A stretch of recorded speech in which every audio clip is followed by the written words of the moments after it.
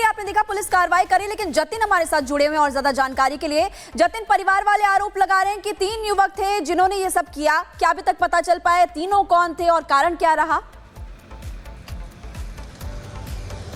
बिल्कुल, देखिए, पुलिस का कहना है कि तीनों की पहचान कर ली गई है, लेकिन उनकी गिरफ्तारी अभी तक नहीं की गई है। ये भी बताया जा रहा है कि गुलफाम अपने घर के अंदर, जहां पर उनके पशु बंधे हुए थे, वहां पर बैठे हुए थे। 3 युवक बाइक से आते हैं, पहले बातचीत करते हैं। बातचीत करने के बाद गुलफाम, जो कि बीजेपी नेता है, उनके पेट पर इंजेक्शन जो है वो मारा गया, जिसके बाद वो चिल्लाने लगे। तीनों अपनी बाइक लेकर वहां से फरार हो जाते हैं, लेकिन चिल्लाने की आवाज़ सुनकर आसपास के जो लोग हैं वो गुलफाम के पास पहुंचते हैं और तब जाकर उन्हें पहले नजदीक के अस्पताल ले जाया जाता है, जहां पर उन्होंने अपने परिवार वालों को बताया कि 3 लोग आए थे और उन्होंने उनके पेट में इंजेक्शन मारा, जिसके बाद डॉक्टरों ने अलीगढ़ रेफर कर दिया। जब अलीगढ़ ले जाया जा रहा था, उसी दौरान उनकी मौत हो गई। हालांकि अलीगढ़ में ही पोस्टमार्टम कराया गया है। पोस्टमार्टम रिपोर्ट के बाद तमाम चीजें साफ होंगी, लेकिन फैमिली के एलिगेशन के आधार पर पुलिस इस पूरे मामले में कार्रवाई कर रही है। गांव और गुलफाम का घर जिस जगह पर था, वहां पर सीसीटीवी कैमरे लगे हैं, उसको पुलिस ने अपने कब्जे में लिया और उसी के आधार पर तीनों की गिरफ्तारी जल्द करने की बात प्रशासन करता नजर आ रहा है। गुलफाम का जो पार्थिव शरीर है अब से कुछ देर बाद उनके घर पहुंचेगा, जिसके बाद अंतिम संस्कार की जो प्रक्रिया है वो शुरू की जाएगी। लेकिन सबसे बड़ी बात और बड़ा हैरान कर देने वाला है कि घर में घुसकर जहरीला इंजेक्शन एक बीजेपी के नेता को दे दिया जाता है। हालांकि किस बात को लेकर विवाद शुरू हुआ, ये अभी जांच का विषय है। तमाम जो सीनियर ऑफिसर्स हैं वो मौके पर पहुंचे हुए हैं और इस पूरे मामले की जांच करने की बात कर रहे हैं। लेकिन इनिशियल ये पता लग रहा है कि कोई फाइनेंशियल डिस्प्यूट हो सकता है, लेकिन ऑफिशियली तौर पर अभी कुछ मोटिव के बारे में नहीं बताया गया है। इतना बिल्कुल बताया गया कि घर में घुसकर जहरीला इंजेक्शन देकर जो हत्या है वो की गई है। हालांकि पुलिस का कहना है कि पोस्टमार्टम रिपोर्ट जब आएगी उसमें तमाम जो साक्ष्य हैं वो क्लियर होते हुए नजर आएंगे। साथ ही वो तीनों युवक कौन हैं, क्योंकि पिछली बार विधानसभा चुनाव में जो प्रभारी बीजेपी की तरफ से गुलफाम सिंह यादव रह चुके हैं, तो पॉलिटिकली बिल्कुल जतिन नजर बना के रखे। तमाम अपडेट्स आपसे लेते रहेंगे। फिलहाल के लिए बहुत शुक्रिया। खबरों में आगे बढ़ते हुए अब बात कर लेते हैं अवैध बांग्लादेशियों पर हो रहे एक्शन की।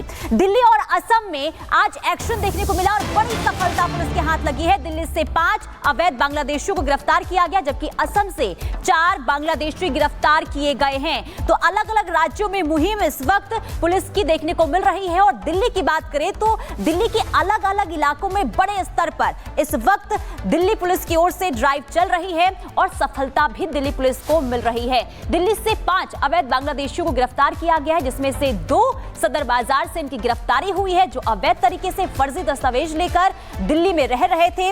और बाकी अलग जिले से 3 अवैध बांग्लादेशियों की गिरफ्तारी हुई है। इसके अलावा असम में भी 4 बांग्लादेशियों को पकड़ा गया है।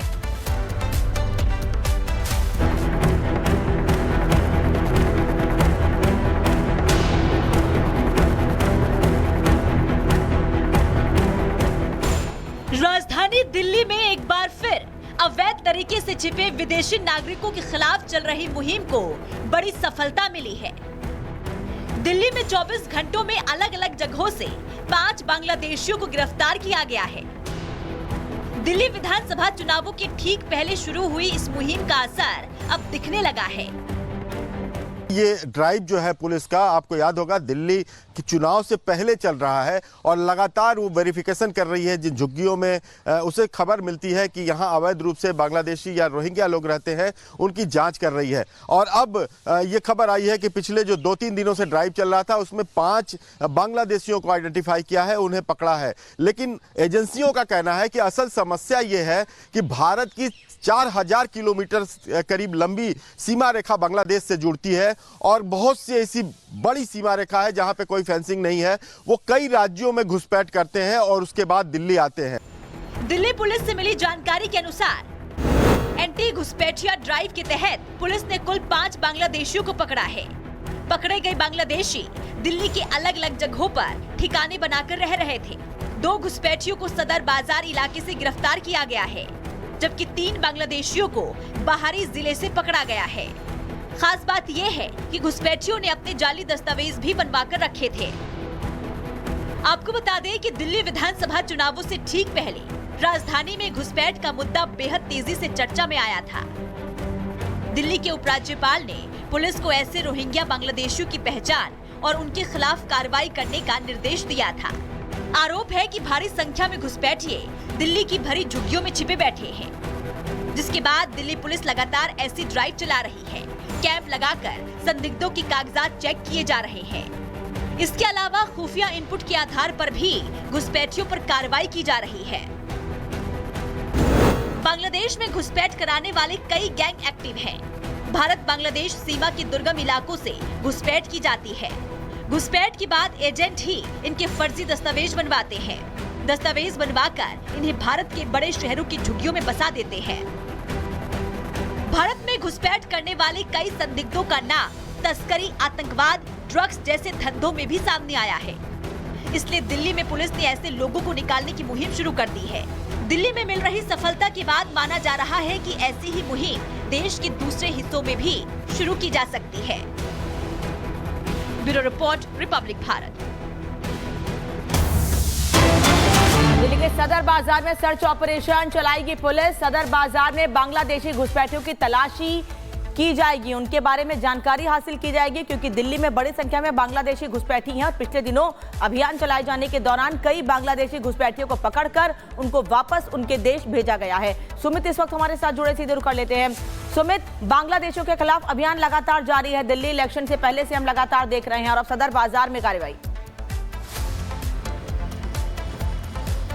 बिल्कुल, क्योंकि 5 बांग्लादेशी जिस तरीके से सदर बाजार इलाके से अनामिका पकड़े गए हैं, उसके बाद से जो कार्रवाई है वो और भी तेज की जा रही है।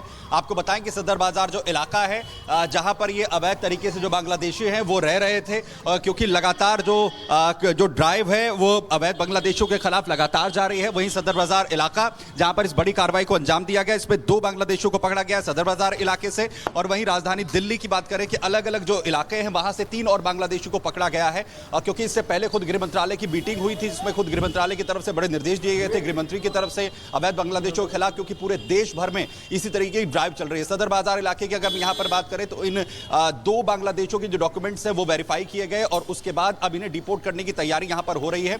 लेकिन इस इलाके के अंदर जो स्लम एरियाज हैं, जो झुग्गी झोपड़ी वाले इलाके हैं, वहां पर बड़ी संख्या में रोहिंग्या हो, बांग्लादेशी हो, वो लगातार रह रहे हैं और इसी के लिए कैंप्स लगाए जा रहे हैं। सभी के डॉक्यूमेंट्स चेक किए जा रहे हैं, आधार कार्ड हो, उनके रहने की जो डॉक्यूमेंट्स हैं उनकी जो है वो जांच यहां पर चल रही है। और अब सदर बाजार थाना पुलिस का यह कहना है कि एक बार फिर से ये ड्राइव जो है वो आज एक बार फिर से ऑपरेट करती हुई नजर आएगी। ड्राइव एक बार फिर से चलेगी। और इसके पहले भी सुमित, हमने देखा है कि जब भी बांग्लादेशी घुसपैठियों को लेकर जानकारी हासिल करने तलाशी अभियान चलाया गया है, तब बड़ी संख्या में बांग्लादेशियों के घुसपैठ की जानकारी मिली है और उनको वापस उनके देश भी भेजा गया है। धन्यवाद फिलहाल आपका इस जानकारी के लिए सुमित। आगे भी आपसे अपडेट लेते रहेंगे। लेकिन इंदौर के महू से एक और बड़ी खबर है, महिमा बताएंगे आपको। बिल्कुल, आपको अगली बड़ी खबर बताएंगे और आपको बता दें कि महू हिंसा में एक्शन तेज हो गया है। इस पूरे मामले में 7 एफआईआर दर्ज की जा चुकी है। लगातार एक्शन मोड में पुलिस भी नजर आ रही है। ये बड़ी खबर आपको इस वक्त बता रहे हैं एमपी के महू से, जहां पर हिंसा मामले में अब तक 7 एफआईआर दर्ज की जा चुकी है। 7 एफआईआर में 100 से ज्यादा आरोपी बनाए गए हैं। 12 बाइक, कार, 2 दुकानों में तोड़फोड़ और आगजनी हुई थी। वो भयानक तस्वीरें भी हमने आपको दिखाई थी। और इस वक्त देखिए 9 मार्च को हिंसा, दंगाइयों ने दंगा भड़काया और उसके बाद अभी एक्शन।